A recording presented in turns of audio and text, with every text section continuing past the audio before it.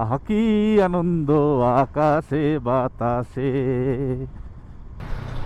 আর ওয়েদারটা দেখো, মেঘগুলো কিরকম উড়ে উড়ে উড়ে উড়ে যাচ্ছে।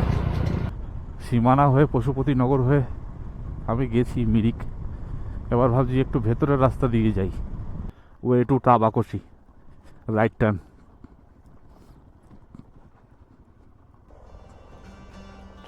কিন্তু এই রাস্তাগুলো একটু মেনটেনেন্স লাগে না, রাস্তা নেই। এই বাড়ি ফাড়িগুলো দেখো সব ধুয়ে নিয়ে চলে গেছে। নমস্কার। চটকপুরে নীরব পাহাড়ি গ্রাম ছেড়ে শুরু হলো আমাদের যাত্রা। পাহাড়ি হাওয়া, পাখির ডাক, তার মাঝখানেই বাইক চালাচ্ছিলাম ধীরে ধীরে। হঠাৎই ঘন জঙ্গলের ভেতরে বিপদ। আমাদের একটা বাইকে টায়ার প্রায় ফ্ল্যাট, শুধু জঙ্গলের শব্দ, চারিদিকে নিস্তব্ধতা, তবুও কিন্তু হাল ছাড়িনি। কষ্ট করে ধীরে ধীরে জঙ্গলের রাস্তা পেরিয়ে আমরা এগোতে থাকলাম সোনাদার দিকে। অবশেষে সোনাদা বাজার পৌঁছে ঠিক করানো হলো বাইকটিকে।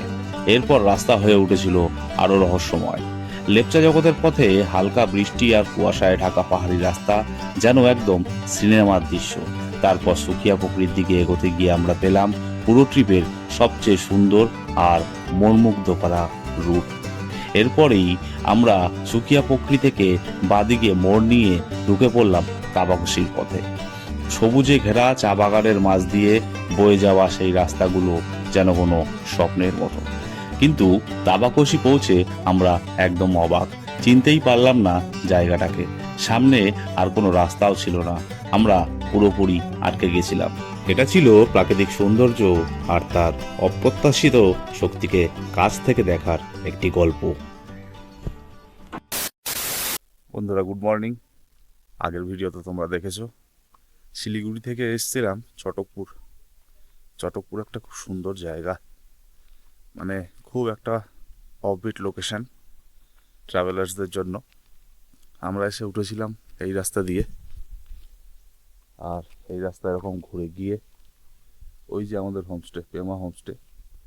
আসলে আমরা বুক করে আসিনি, আমরা জানি এখন অলরেডি অফ সিজন চলছে, তো এসে রুম অলরেডি পেয়েই যাব কোথাও না কোথাও।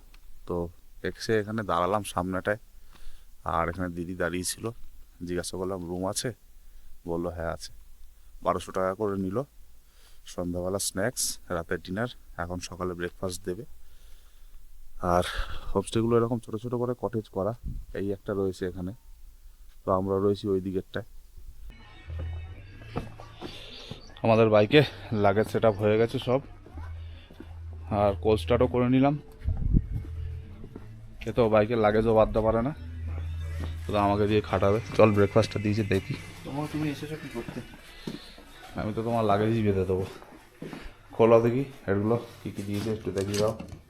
বাহ, আলুর সবজি, ওটা রুটি, বাহ পুরি, সুন্দর। তো এই হলো আমাদের Pema homestay owner. Sir number बोल दीजिए एक बार। मेरा नाम पेमा शर्मा है, मैं पेमा होम स्टे का ऑनर हूँ। ये upper Chatakpur wildlife sanctuary Darjeeling का अंडर में पड़ता है। सोनादा से 7 किलोमीटर, NGB से आपका 90 किलोमीटर, दार्जिलिंग से 25 किलोमीटर। और मेरा होम स्टे का आने के लिए आप लोगों के लिए नंबर बोल रहा हूँ 9609717651। और फ़ोन नहीं लगा तो व्हाट्सअप कर देना क्योंकि इधर में नेटवर्क का बहुत इशू है। Thank you. সব থেকে বড় কথা, দাদা আমরা তো বুকিং করে আসিনি, দাদা আমাদের 1200 টাকা করে নিয়েছে। যা খাওয়ালো মানে কি বলবো, মানে দার্জিলিং ডিস্ট্রিক্টে এরকম আমি কোনোদিনও খাইনি। মানে কেউ এরকম পরিষেবা কেউ দেয়নি, এরকম যত্ন কেউ করেনি। যদিও বা এখন অফ সিজন চলছে, তাও ঠিক আছে, এটা মানুষের মনুষ্যত্ব বলে আছে। মানে কিভাবে থ্যাংক ইউ বলবো ওনাকে জানি না, ভাষা নেই। যাই হোক, তোমরা যারা আসবে কলকাতা থেকে অবশ্যই এসো পেমা হোমস্টেতে। খুব ভালো লোক, সুন্দর লোকেশন, খুব ভালো, খুব ভালো। তো যেমনটা তোমাদের বলেছি, কোনো প্ল্যান নেই ভাই, কোথায় যাব কোথায় থাকবো, ঘুরতে ঘুরতে যাই। যদি মনে হয় পাহাড়ে কোথাও থাকার থাকবো, নাহলে নিচে নেমে যাব। এই রাস্তাটাই খুব একটু চাপ, মানে প্রচুর স্টিফ।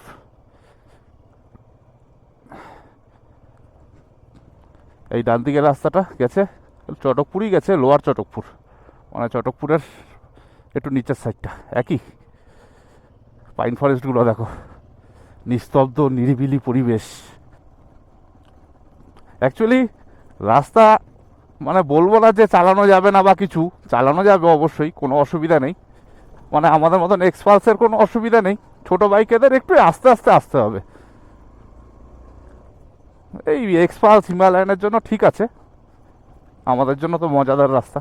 ছোট বাইকও অনায়াসে আসতে পারে, লোক স্কুটি নিয়ে আসছে, এর থেকে আর কি হবে বড়।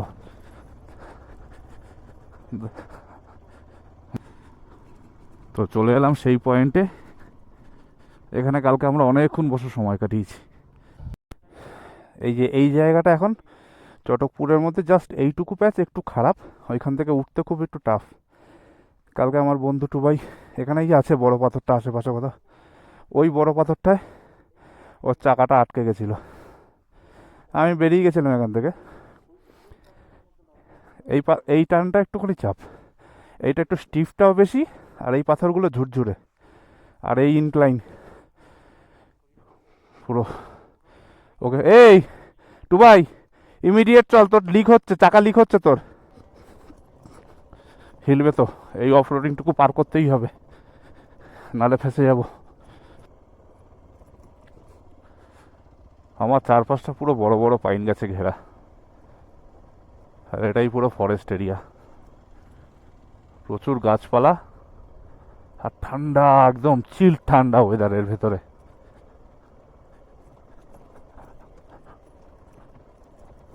রাস্তাগুলো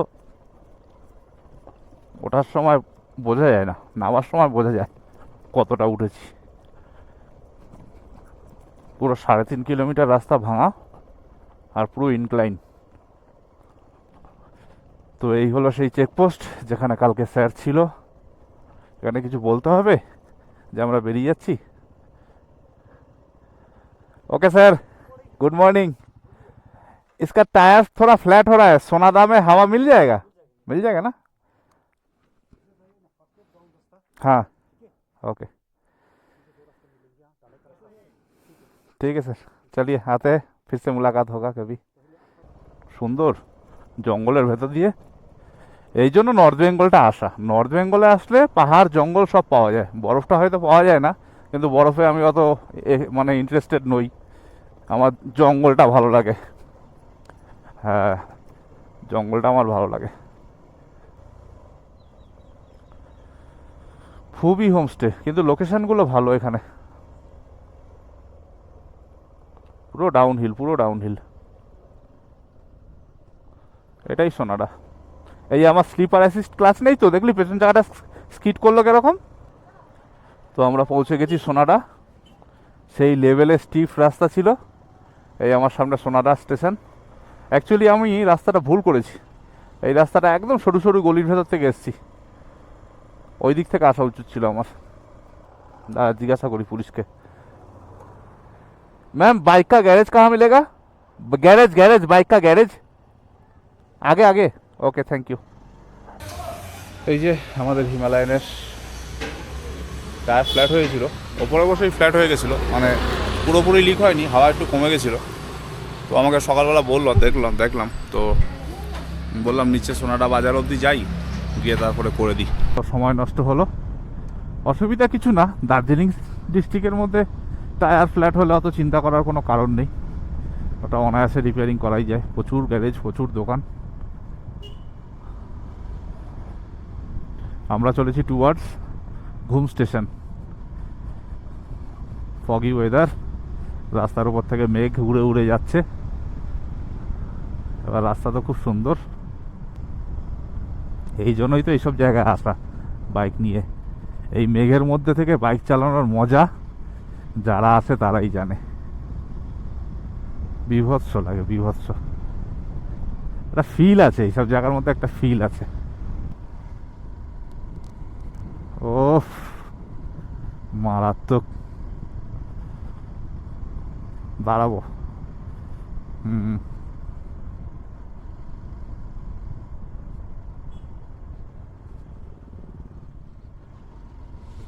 নিচে কিছুই দেখা যাচ্ছে না, পুরো ফগ হয়ে গেছে।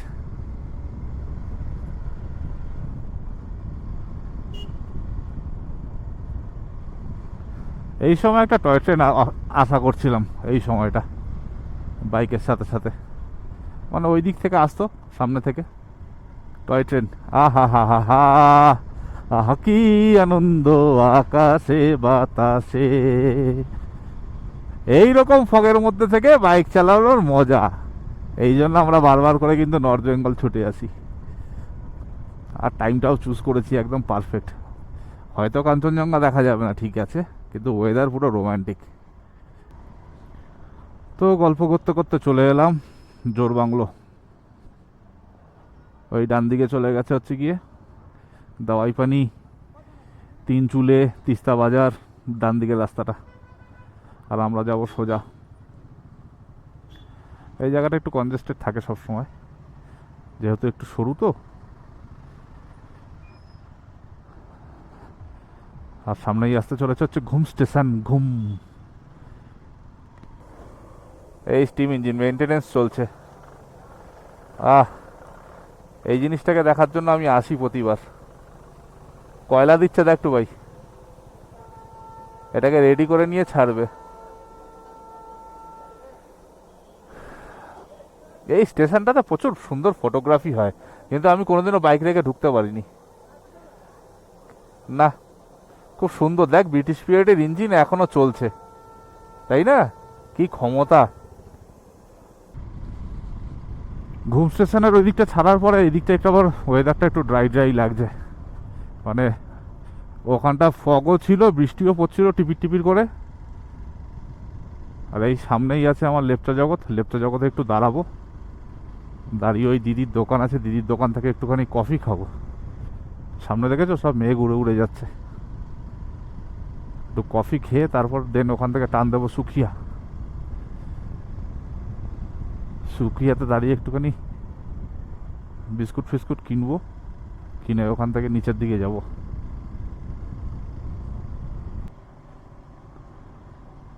হ্যাঁ, ও ওভারটেক করতে বারণ করলো। এবার কর। কেন বলতো, পরস্পর দুখানা টান ছিল না, এদের তো রাস্তা মুখস্থ। এরা কি করলো, আমাকে হাত দিয়ে সিগন্যাল দিল যে ওভারটেক করো না। কারণ আমি তো ওভারটেক করে আমি তো জানবো না সামনে আর একটা টার্ন আছে পরস্পর, মানে জেড টাইপের, জেড। এবার ওই দিক থেকে তো গাড়ি ঢুকে যেতে পারে না এনি টাইম। ওই জন্য হাত দিয়ে প্রথমে 2 দেখালো, 2, তারপরে হাত দিয়ে বললো ওভারটেক করো না, দাঁড়াও। একদম। কিন্তু সিকিমের ড্রাইভাররা এর থেকে পুরো উল্টো। সিকিমের ড্রাইভাররা তোকে কি করে বিপদে ফেলবে সবসময় সেই চিন্তাই করবে। আবার শুরু হয়ে গেল মেঘের রাস্তা।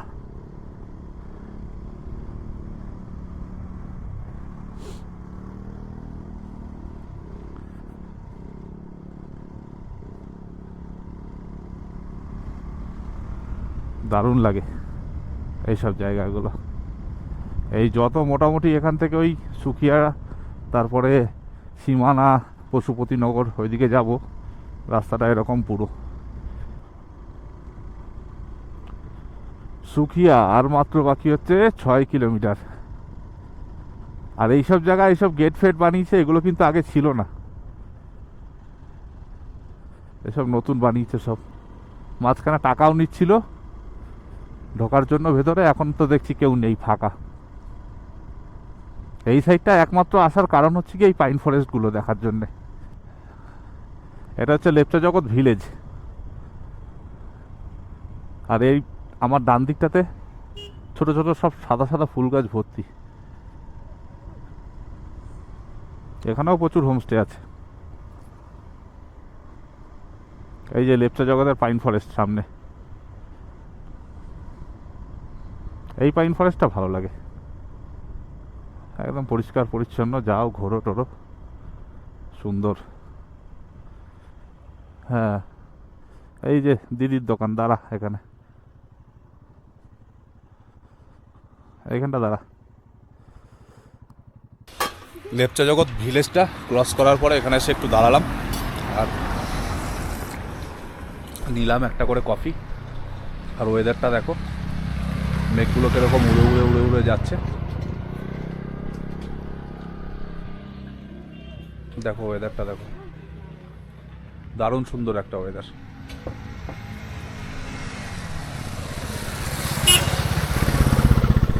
তো চলো কফিটা এনজয় করি আর যাবো সামনে সুকিয়া, বেশি না, 4-5 কিলোমিটার হয়তো বাকি আছে। সুকিয়া থেকে এবার নিচের দিকে নামবো তাবাকুশির দিকে। 10 মিনিটের মধ্যে ওয়েদারটা চেঞ্জ হয়ে গেল, জাস্ট 10 মিনিট।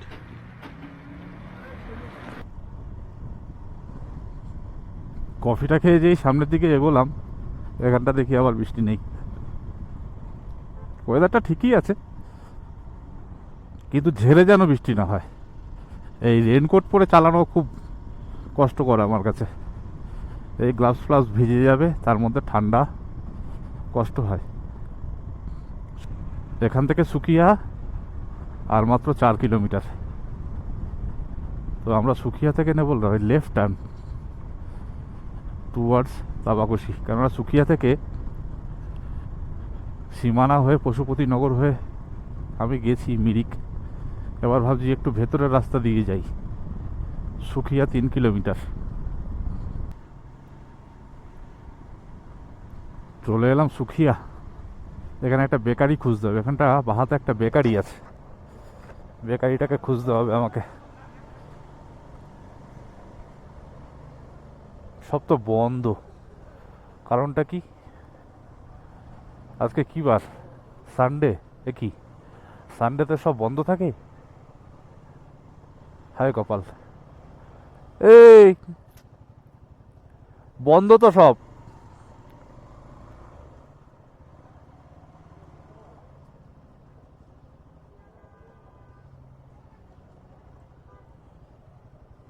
এটাকে ডিসকানেক্ট করে রেখেছিস কেন? এইখানে সামনের মোড়ের মাথা থেকে রাইট নিলে মানেভঞ্জন, আর সোজা গেলে মিরিক। আমাকে নিতে হবে এখান থেকে কোনো লেফট। এই যে এখানে আছে পোখরাবং, 13 কিলোমিটার। এইটাই এটাই এটাই, চলে আয়, এটাই।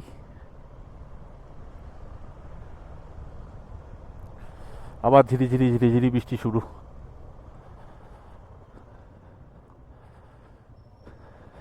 এই রাস্তাটা কিন্তু আমার কাছে একদম নতুন, আমি এই রাস্তা দিয়ে আগে কোনোদিনও আসিনি।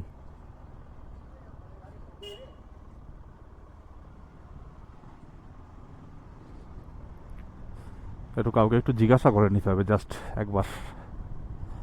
আপাতত যে কটা পাইন ফরেস্ট দেখেছি তার মধ্যে সব থেকে ঘন পাইন ফরেস্ট হচ্ছে এইটা। মানে এরকম ঘন পাইন ফরেস্ট আপাতত দেখিনি। মানে গাছে গাছের মধ্যে হয়তো 3 ফুট 4 ফুট করে গ্যাপ, মানে মারাত্মক ঘন। না, এই রাস্তাটাও সিনিক আছে, সুন্দর রাস্তা। না, এটা আমার ফার্স্ট টাইম এই রাস্তায়। দারুণ সিনিক রাস্তা। এই দুটো জায়গা আমার একটুখানি ইচ্ছা ছিল, এই দুটো জায়গা একটু দেখে নেওয়ার, দেখে নিলাম, সুন্দর লাগলো, ভালো লাগলো। এদিকটা আবার ওয়েদারটা ড্রাই আছে, ফগটাও নেই, বৃষ্টিটাও নেই। সুকিয়ার পর থেকে এই তাবাকুশির রাস্তাটা মানে পুরোপুরি অফ রোড না হলেও, অফ রোড অ্যাকচুয়ালি না, রাস্তাটা একটু ভাঙাচোরা ঠিকই আছে, কিন্তু রাস্তাটায় আসলে যা বিউটিফিকেশন দেখা যায়, যা পাইন ফরেস্ট পাওয়া যায়, মানে দারুণ। তোমরা কিন্তু এরকমভাবে 2 দিনের নর্থ বেঙ্গল ট্রিপ করে কলকাতা থেকে নর্থ বেঙ্গল অনায়াসেই আসতে পারো। একদিন তোমাদের যেখানে ইচ্ছা থাকো, দ্বিতীয় দিন এই দিক থেকে আস্তে আস্তে করে নেমে যাও। এবার ইচ্ছা হলে তাবাকুশিতে থেকে যাও, না হলে থাকতে হবে না, শিলিগুড়ি চলে যাও। বেশি রাস্তাও না ওখান থেকে, 50 কিলোমিটারই ধরো। যাওয়ার সময় মিরিক লেক পাবে, মিরিক টি গার্ডেন পাবে। এখানে ফার্নের পাতাগুলো দেখো, মানে এক একটা পাতা মনে হয় 5 ফুট করে লম্বা আছে, এত লম্বা লম্বা পাতা। বন্ধুরা প্রায় 6 কিলোমিটার, 5.5-6 কিলোমিটার চালিয়ে ফেললাম সুকিয়া থেকে। রাস্তাটা কিন্তু মারাত্মক সিনিক, খুব সুন্দর একটা জায়গা। মানে আমি কিন্তু ডেস্টিনেশন টার্গেট করি না, আমি টার্গেট করি রাস্তা, কোথায় কি পাবো। আমাদের তো কাজ বাইক চালানো রাস্তা দিয়ে, জাস্ট রাত্রিবেলা গিয়ে কোথাও গিয়ে স্টে করে রেস্ট নেওয়া, এরকম না ওরকম ওই জায়গাতে আমাকে 2 দিন থাকতে হবে বা কিছু। আমার সারাটা দিন আমি বাইক চালাবো, আমি একটা ডেস্টিনেশন সেট করে নিলাম যে অমুক জায়গায় গিয়ে রাত হয়ে যেতে পারে, ওখানে গিয়ে থাকবো, ব্যাস, আর কিছু না। কিন্তু মেনলি হচ্ছে সারাটা দিন যেহেতু আমরা রাস্তায় ঘুরবো, রাস্তায় যেহেতু বাইক চালাবো, রুট প্ল্যানটা ঠিক সেইভাবেই করতে হবে যে রাস্তাটা গিয়ে তুমি স্যাটিসফাইড হবে। এই দিকটা দেখতে পাচ্ছ, ভালোই বৃষ্টি হয়েছে সকালে, রাস্তায় কাদা আর মাটি ভর্তি, আর হালকা কুয়াশার একটা লেয়ার রাস্তার মধ্যে, আর দু সাইডে হচ্ছে পাইন ফরেস্ট। চটকপুর থেকে আসলাম, তারপর পেলাম সুন্দর রাস্তা, তারপরে আবার এরকম একটুখানি ভাঙা রাস্তা, কিন্তু রাস্তাটা কিন্তু দারুণ লেভেলের রাস্তা, লেভেলের। এই নিচেরটা নিতে হবে। এখানে নিচে প্রচুর টি গার্ডেন আছে। অ্যাকচুয়ালি মিরিক এলাকাটাতে প্রচুর টি গার্ডেন, তো সেগুলোই মনে হয় এখান থেকে সব বোট ফোটগুলো লাগানো। অনেকক্ষণ ধরে ডাউনহিল নাবজি তো নাবজি।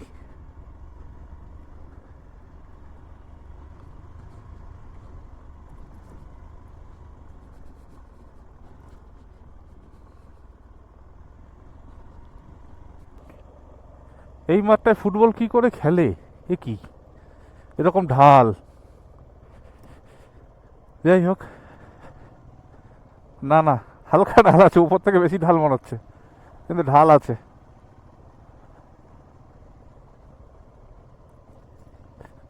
একদম সুন্দর মাঠ।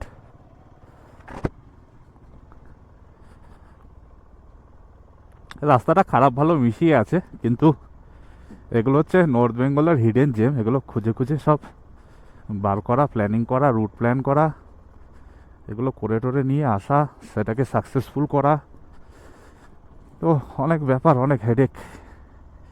তোমাদের জন্য এত কষ্ট কষ্ট করে ভিডিওগুলো বানাই, একটু লাইক ফাইক দিয়ে দিও ভাই। রাস্তাটা এইখানটা খুব খারাপ, খুব খারাপ। এখান থেকে ডাউনহিল নামাটা কোনো ব্যাপার না, ওঠার সময় একটু চাপ আছে, কেননা এই ছোটো ছোটো গ্যাপ রেলগুলো আছে, এগুলো খুব স্লিপ করে। Way to Tabakoshi, right turn.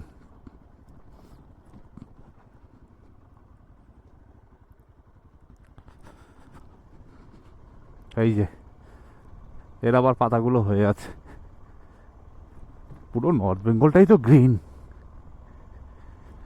সুন্দর সুন্দর জায়গা, আর সামনে অতিকায় বড় বড় পাহাড়। কিন্তু এই রাস্তাগুলো একটু মেনটেনেন্স লাগে, এগুলো একটু মেনটেনেন্স লাগে। চালানো যায়, অসুবিধা নেই।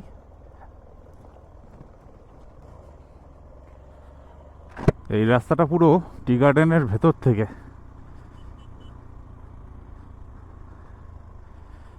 কিন্তু জায়গাটা কিন্তু মারাত্মক সুন্দর।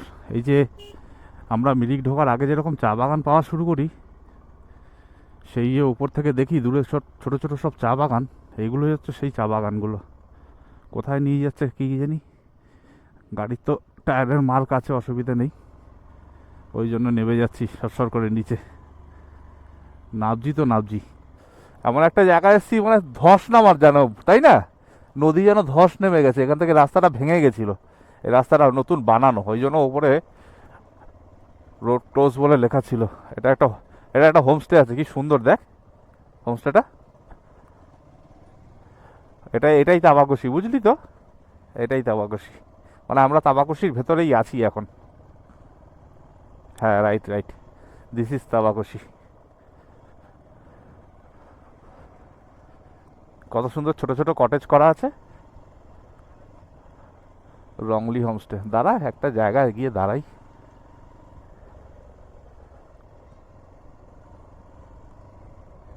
বাহ, সুন্দর সুন্দর হোমস্টে আছে এখানে। কিন্তু রাস্তা বলে কিন্তু এসব কিন্তু মনে হচ্ছে মানে সব ধুয়ে নিয়ে গেছিল। হ্যাঁ, ডিস্ট্রয় হয়ে গেছে, তারপরেই আমরাই ফার্স্ট এলাম, তারপর মাঝখানে হয়তো কেউ আসেনি, তার ইনফরমেশন নেই। তো বন্ধুরা দেখে নাও জায়গাটা, জায়গাটা পুরো নদী গর্ভে চলে গেছিলো। এই যে নদী বড় বড় বোল্ডার সব বয়ে নিয়ে এসছে, দেখো এইসব জায়গা সব ডিস্ট্রয় হয়ে গেছে, সব ভাঙা চুংরা। তার মধ্যে থেকে এই রাস্তাটা নতুন বানানো, পেছনে পুরো ভাঙা। এ দেখো সামনের অবস্থা দেখো রাস্তার। এ বাবা, এ তো রাস্তা বন্ধ রে। হ্যাঁ রে, রাস্তা তো বন্ধ। ওই জন্য ওখানে বোর্ড লাগানো ছিল, বুঝলি। আবার উঠতে হবে আমাদের এখন, কিছু করার নেই।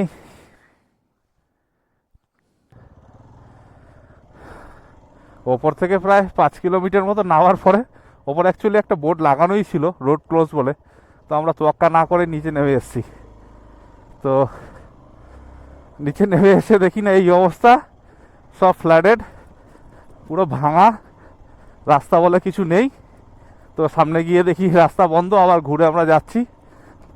ঠাকুরকে ডাকছিলাম যেন ওপরের দিকে আবার না উঠতে হয়, ভালো লাগছে না আর ওপরে উঠা। আমি চলো তাহলে, হোমস্টে আছে সব। এই নদী বরাবর বরাবর বললো আঙ্কেল একটা রাস্তা আছে, চলে যাও নদী বরাবর। তাই বললাম চলো ঠিক আছে তাই যাই। বললো রাস্তা একটু খারাপ আছে কিন্তু চলে যেতে পারবে না, ওপরে ওঠার থেকে ভাই নিচের থেকে ভাঙা রাস্তা দিয়ে যাওয়া ভালো। তো তাবাকসির জিওগ্রাফি পুরো চেঞ্জ হয়ে গেছে, মানে আমি অনেক ভিডিওতে দেখেছিলাম কিন্তু এরকম দেখিনি। এই যা দেখলাম খুব খারাপ। নদী বরাবর উঠতে বললো, যেতে বললো, বললো নদী বরাবর চলে যাও রাস্তা পেয়ে যাবে। আমরা এইটা দিয়ে এসছি, আমরা যাবো এই দিকে, এইটা দিয়ে যাব। তো ভাই এবার খেলা হবে।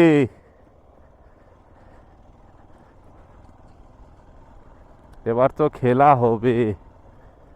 এদিকেও তো মনে হয় রাস্তা নেই রে। হ্যাঁ আছে আছে, হায়। আরে সালা, এ তো পিওর অ্যাডভেঞ্চার হয়ে গেল রে। ও হো, সাবাস বাঘিরা।